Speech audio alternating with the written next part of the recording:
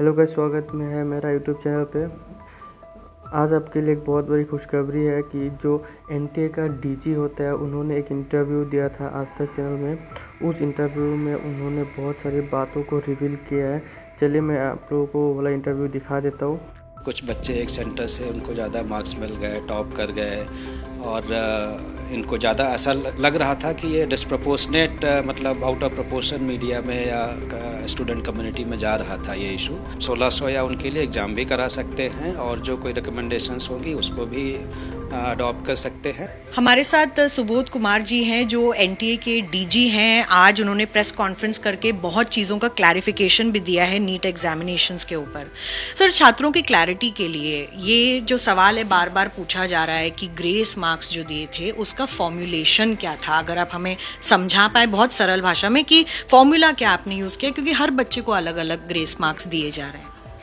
ये जो एक 2018 का सुप्रीम कोर्ट का जजमेंट था उसमें एक फार्मूला दिया गया था, उसके बेसिस पे कैलकुलेट किए गए थे कि बच्चे ने जितना टाइम किया और टाइम लॉस हुआ, कि जितने टाइम में कितने क्वेश्चन किए उसमें कितने सही किए कितने गलत किए, और जो लॉस हुआ उसी के हिसाब से उसको एक फार्मूले के तहत उस लॉस में उतने टाइम क्वेश्चन और कर लेते, तो उसके बेसिस पे उनके मार्क्स रिवाइज किए गए।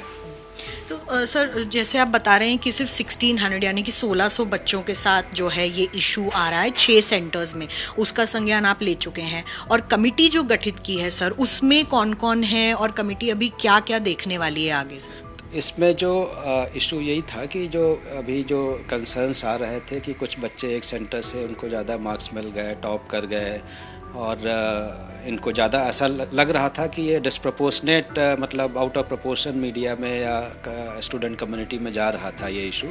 तो ये इशू को एक बार फिर से रिविजिट करने के लिए, एड्रेस करने के लिए हमने एक हाई पावर्ड कमेटी बनाई है जो इसको देखेगी कि जो रिकमेंडेशंस हमारी ग्रीवेंस रिड्रेसल कमेटी ने दी थी उसको एग्जामिन करेगी और उसके बेसिस पे अपनी रिकमेंडेशंस देगी अबाउट एक हफ्ते के समय में, और उसके बेसिस पे हम निर्णय ले लेंगे। सर, जो भी निर्णय होगा कमेटी का एज एनटीए, अगर उनका निर्णय होता है कि इन 1600 बच्चों के लिए एक सेपरेट एग्ज़ाम कराया जाए या फिर से एग्ज़ाम कराया जाए, तो एनटीए क्या पूरी तरीके से कार्यरत है, तैयार है ऐसे चैलेंजेस के लिए फ्यूचर में? कि एनटीए का जो हमारी बॉडी है, हम मतलब 1600 या उनके लिए एग्ज़ाम भी करा सकते हैं और जो कोई रिकमेंडेशंस होगी उसको भी अडॉप्ट कर सकते हैं। तो ये जो भी रिकमेंडेशंस आएंगी, हमारी कोशिश ये रहेगी कि पूरा जो इशू है ये एक कम से कम समय में एड्रेस हो जाए, जिससे स्टूडेंट्स के एडमिशन और आगे की जो प्रोसेस है उस पर कोई इफेक्ट ना हो। सर, एक आखिरी सवाल, कॉन्फिडेंस बिल्डिंग के लिए इस वक्त, क्योंकि काफ़ी बच्चों का कॉन्फिडेंस डगमगाया है, एनटीए के तरफ से आप क्या जो सलाह देना चाहेंगे बच्चों को? क्योंकि बहुत सारी चीज़ें सोशल मीडिया पे भी कई तरीके के भ्रमित करने वाले इन्फॉर्मेशन हैं इस वक्त, तो आप क्या कहना चाहेंगे? जो भी इश्यूज थे सोशल मीडिया पे उसको हमने प्रेस रिलीज के भी माध्यम से एड्रेस किया, आज की प्रेस कॉन्फ्रेंस में भी एड्रेस किया है।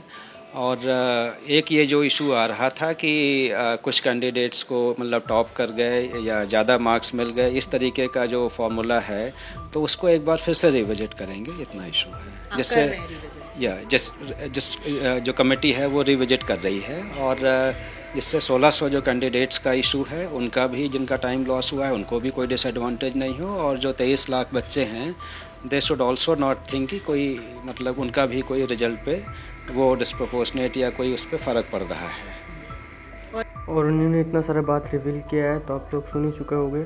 और नए नए अपडेट के लिए आप लोग चैनल को सब्सक्राइब कर दीजिए और इस वीडियो को लाइक करके इस वीडियो को जितना बार हो सकता है आप लोग दोस्तों के साथ शेयर कर दीजिए।